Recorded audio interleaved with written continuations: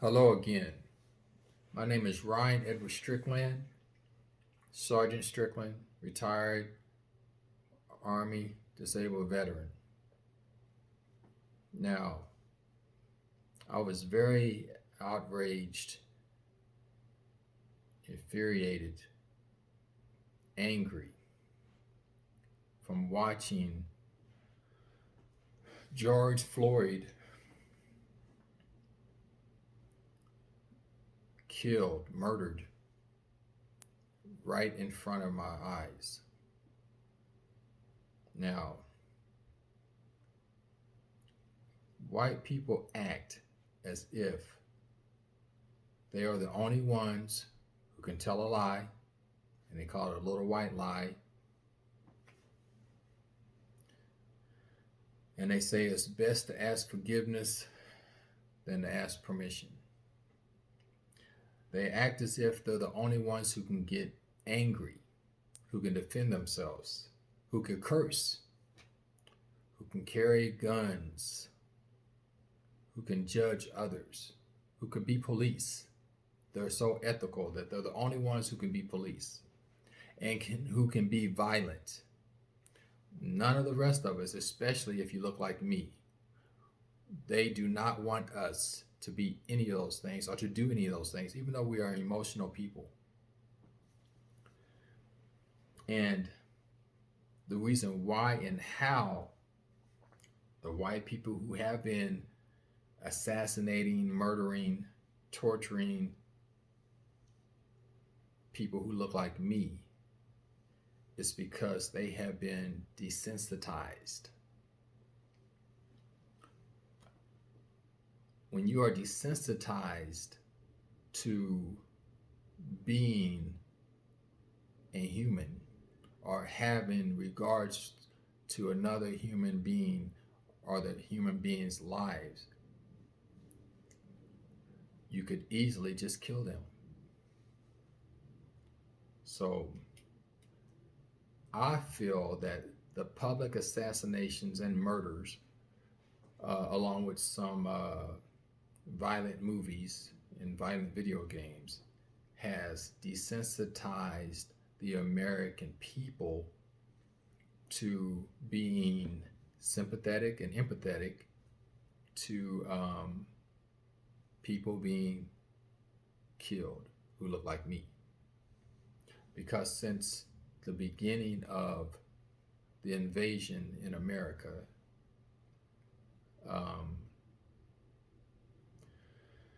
people have been desensitized to even look at me as a human being or anyone who looks like me as a human being.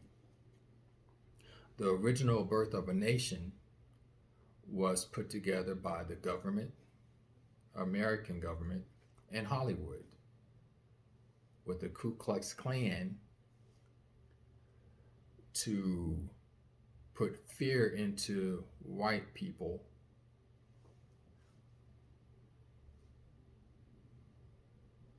about me, to fear me.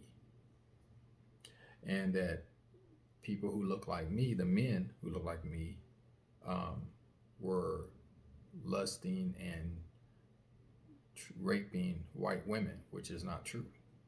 But that's how they portrayed us.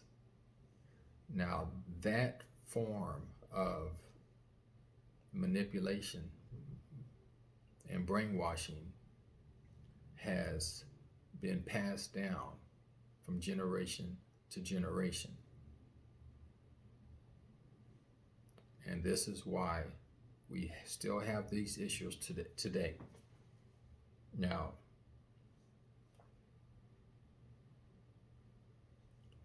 just think if I was a cop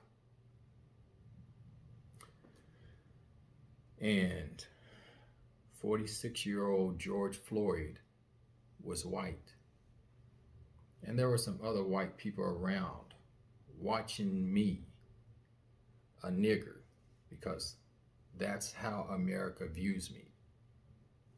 You may not be able to say the word publicly, but your actions make up for not being able to say it. It's like you are angry that you can't say it, that you just kill us. So if I was a cop and I had three other fellow officers with me, two other niggers and a chink, and we had the white man, George Floyd, pinned to the ground, handcuffed, hogtied, just putting pressure on him. And the more that he asked for help, the more pressure we put on his body until he was gasping. He pissed himself and shit himself, gasping, asking, "Let me up, please help me, help me. I can't breathe." Do you think those white people who are standing there would allow that to happen? The answer is no. Hell no, they would not allow it to happen. Not only that, the Chinaman and us three nigger cops would have been killed on the spot. And if we were not killed, we would have been beat to the brink of death and then prosecuted after they drug us to the streets. Now, just think if Ahmaud Arbery was a white man jogging through the neighborhood, seeing a house that was being built, walking through it, and me and my fellow brethren, three niggers, chased him down and said we suspected him of robbery because he looked suspicious and he looked like he fit that description.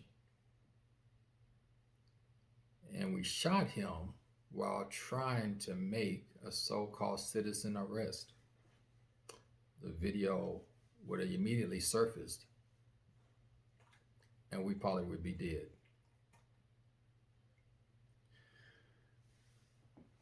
Ahmaud Arbery was 25.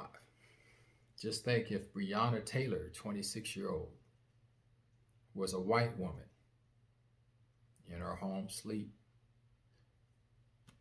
Some nigger cops went into the house shooting and killed her.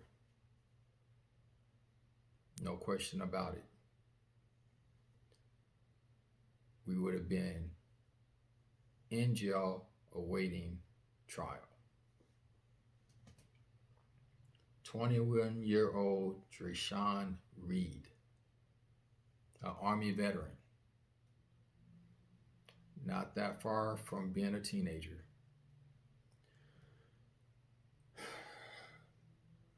Joyriding, being a kid basically, like white kids do. And here comes a bunch of nigger cops. And we shoot him and laugh and say, well, that's going to be a closed casket. We would have been immediately punished. And again, waiting in jail, probably beat to the brink of living. And then waiting in jail with no medical assistance. No medical assistance. They just would have beat us. A crowd of white people would have beat us, tracked us down, and beat us in all those scenarios. And we would have been thrown in jail with no medical cure, awaiting judgment.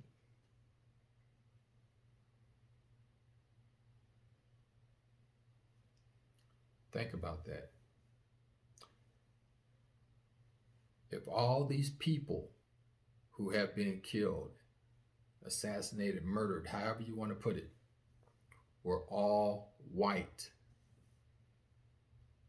how would you feel? How angry as a white person would you feel? How sad would you feel? How helpless would you feel? What would your emotions be if you seen time and time and time and time and time and time and time and time and time and time and time and time and time and time again, people who look like you being mistreated by the law, killed publicly, raped, beaten, had dogs sicked on you, hung from trees, drugged from the back of trucks, drowned, chopped up, beat beyond recognition. How would you feel if you seen the image that looks like you going through those issues and problems and situations? How would you feel? Would you feel sad? Or would you be numb? Because one of the biggest techniques for all military personnel that's been trained is desensitization. If you are desensitized to someone being a human, you can easily kill them without no second thought. When you feel that you are above someone, you can easily kill them without no second thought. When you can look at someone and not have any emotions for that person, you can easily kill them. You have to be a human being in order to have sympathy for someone. You have to be a human being to even be in touch with your emotions, to be able to cry or to be angry or any kind of sadness, to feel any kind of sadness or to feel love. If you don't have any connection with yourself, you won't have those emotions. You have to know who you are. And I don't think most of you do. That's why you are outraged, because you truly don't know who you are. You dig up bodies on a regular basis, and none of those bodies look like you. And I think that really bothers you. Think about that. Even though we're all breathing, so we came from somewhere, but you're still trying to find out where exactly you came from. You found people that look like me, but you've yet to find people that really look like you. And I think that bothers you. People, we have overcome a lot of situations. We've endured a lot. We have a strong will. We are resilient. We are courageous. We are kind. We are sympathetic. We are submissive as hell. And we really don't bother people until people push us to the point where we just snap. But a lot of us have been desensitized too, because we're not in touch with ourselves to even want to fight back. There's been so many people who look like me that have been wrongfully killed, wrongfully accused of crimes. We are the go-to for crime.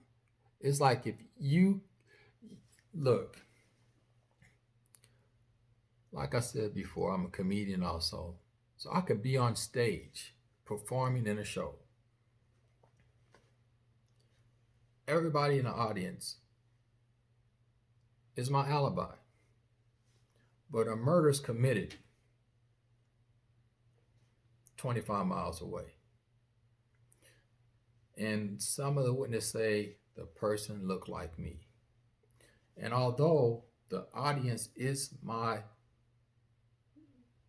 alibi, all these people in the audience, 50 people in the audience, are all my alibis. The police will come in and arrest me. And even though those 50 people in the audience are my alibi, before the police could get me to the police car, those people who knew I was on that stage would say, yeah, that's him. Even though they know it was not me. And the murder was committed 25 miles away. And I was on stage at the same time as that murder. My audience would be convinced that it was me because the police said so. And the witnesses said so. That's how easy it is to convict me of a crime. It happens all the time.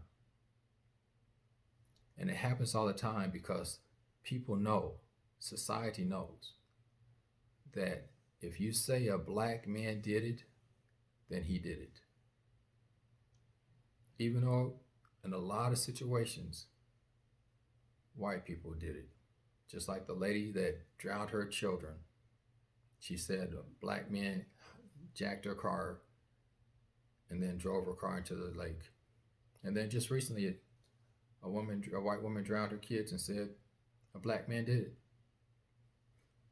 The man that said he was carjacked and they killed his wife and shot him. Later on, they found out that he shot and killed his wife and shot himself because it was a self-inflicted wound when they was removing the bullet from him. And that's how they found out he did it himself. Society has been manipulated that much into to that severity that it made it that easy to convict anyone who looks like me of a crime. But check this out. Like I said before, if I was a cop and all these murders right here was committed by me and people who look like me, and all these people were white, I would get the death penalty.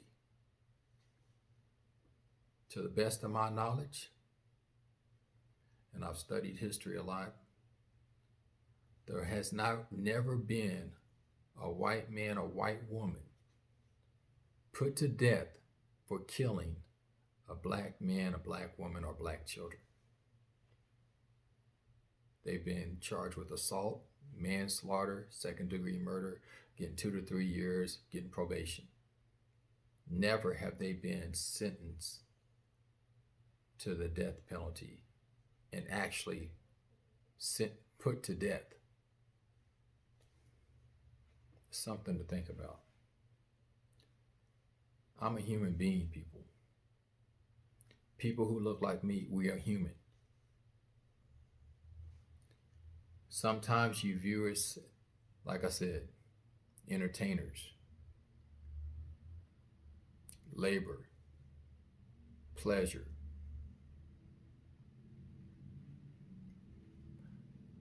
But you never see us, really truly see us as human. Animals get treated better than we do. Get in touch with yourself. Know who you are. If you want respect, give respect. But we have the right to defend ourselves like you do. Every right that you have, we have. And trust and believe, we do not have to ask you for anything. We don't have to ask you to give us freedom. We don't have to ask you to give us justice. Because if you see what's happening, and it's not just us out there, people are tired. If justice is not balanced and there's no equality, the people are going to bring justice to you.